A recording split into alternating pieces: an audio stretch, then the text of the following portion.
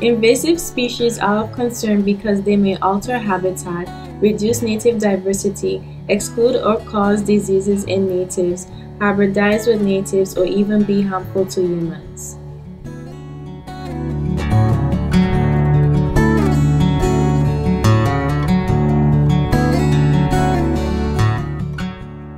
Florida has over 100 invasive plants throughout the state.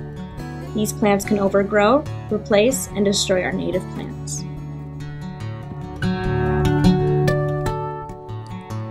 So why are invasive species such a problem? Invasive plants destroy Florida's natural biodiversity by overgrowing and outcompeting with the native plants.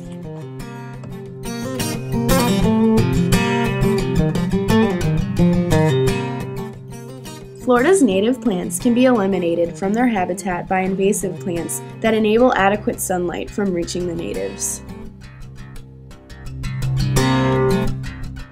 When tree branches are free of these vines, as you can see in this picture, the sun is able to penetrate, reaching the plants below.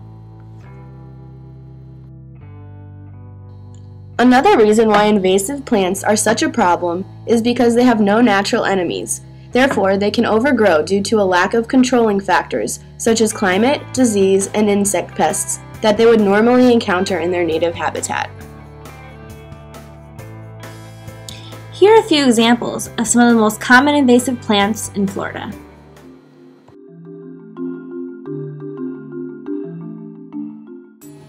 The air potato is fast becoming one of the most destructive invasive plants in Florida.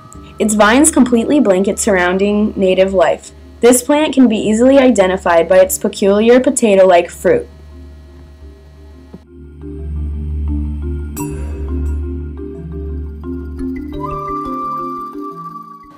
But be aware, this is not your mother's delicious home-cooked buttery potato. This fruit is highly toxic and not edible.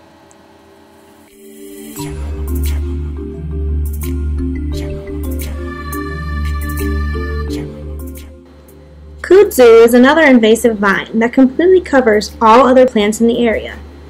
Kudzu is also the most costly invasive species to control in Florida.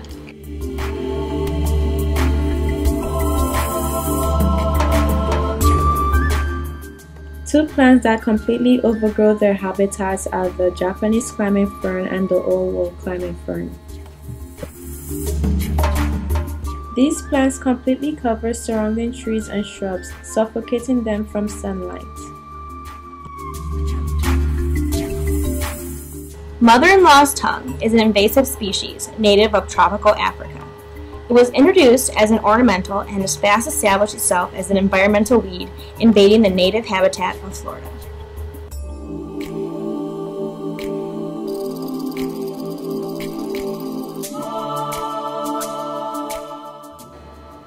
The Australian pine, first brought over to dry up the wetlands of Florida, is now considered an invasive species. Its acidic needles make it very difficult for plants in the understory to grow. An invasive of which concern is the Brazilian pepper, originally brought to South Florida in 1840 as an ornamental plant. Its dense strands displace natives.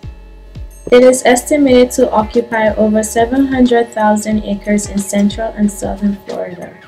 It is easily identified by its small red fruit. So, what's being done about the invasive species in Florida? There are currently many methods being used to control these plants. These methods include biological control, chemical control, and physical removal. Some examples of these methods include prescribed burns, cutting down of plants, and application of herbicides.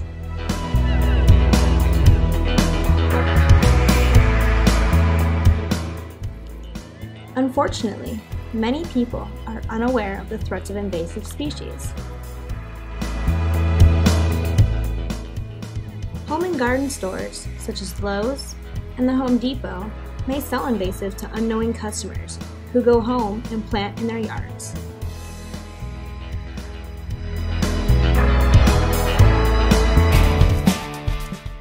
There are many ways you can help control invasives. You can do so by planting native species to help restore natural areas, be aware of laws related to non-native species, join a community group that restores habitats and removes invasives, look at up-to-date information on new invasives and exotics, and teach others about the benefits and risks of using non-native species.